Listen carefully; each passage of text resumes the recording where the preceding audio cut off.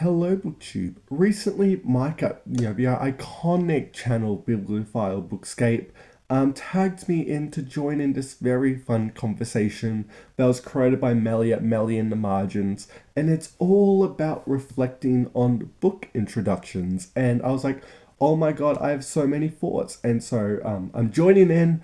And this is going to be a very, very rambly video as I've got nothing prepared. But there are three prompts to help with the conversation, and yeah, let's start. So the first prompt is: should introductions include spoiler warnings? Yes, they should. Now I've got a caveat by saying this: I could not care less about spoilers, even in murder mysteries, anything. I think because I grew up reading classics and reading the introduction of something like The Ten of the Wildfell Hall, or any, not just Victorians but really any classic, and having the entire plot explained to you, and yes, spoiled, but I don't think that should determine whether you enjoy the introduction if there's spoilers, because the introduction's there to introduce you to the book itself. And I really couldn't care less about spoilers because I can put that aside. I'm like, yes, there's the plot. That's what happens in there. But and you obviously got the whoever's doing the introduction, their thoughts on the text as well, and or the author. And I feel like I just don't care about spoilers and introductions because I want to learn, especially if it's like a non-fiction book. Like, why do you spoilers for non-fiction? Like, girl, come on.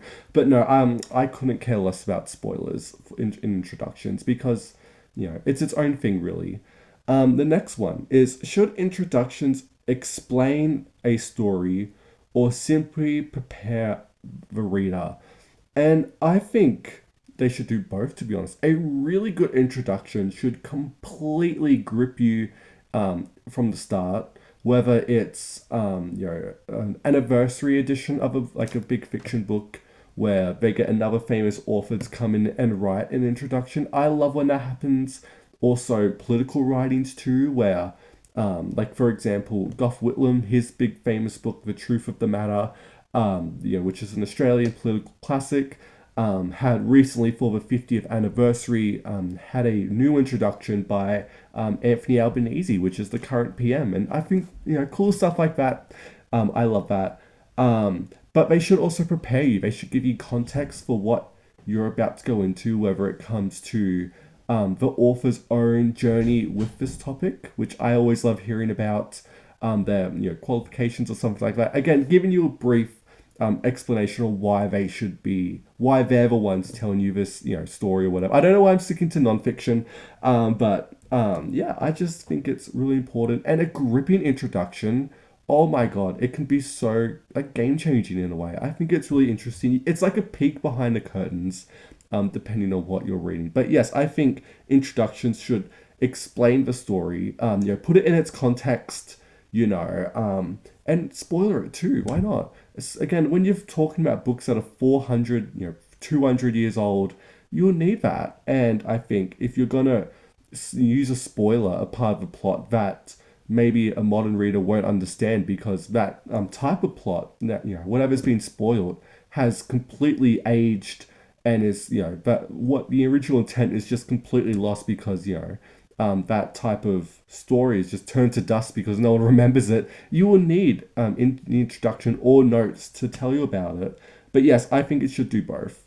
And then the last prompt is: how much should the introduction shape the first reading experience? This is very interesting because because I can't help but do an introduction. I love reading them. It's kind of like puts you in the mood. And normally I don't think it should shape your reading experience, like literally at all.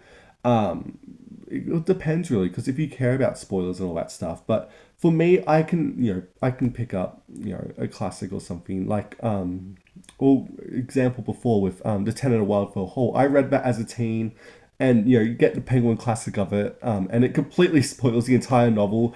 But I think as a reader, you can put the introduction and then the actual novel. You can split that and be like, okay, this is whoever's doing the introduction, whether it's a critic or another author. You can put that to the side because that's their interpretation of the text, or just the author's interpretation of what's going on, their context and history going into the actual novel, you can put that aside because that's just their opinion. You're there to read and you make up your own opinions about the book. And I feel like I don't know why I'm sticking to classics, but when it comes to classics, I find reread when you go back to reread certain editions, sometimes the introduction will just show give light to ideas and themes and just different views of the novel that you haven't thought about before, especially if it's been a while, or even if you've read it, you finished Great Expectations and you go back and reread the introduction, you're like, I didn't think of that. I find that really interesting. But no, I don't think the introduction should make or break a reading experience of the novel, girl. Like, I don't really see why it should. It's not a part of the story.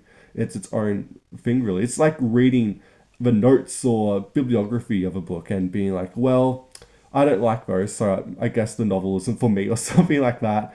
But yeah, that's pretty much all I have to say about introductions. I love them. Whenever there's a book with an introduction, you bet I'm reading through. It could be 2 pages. It could be, it may as well be another novel because it could be that long, depending on what it is.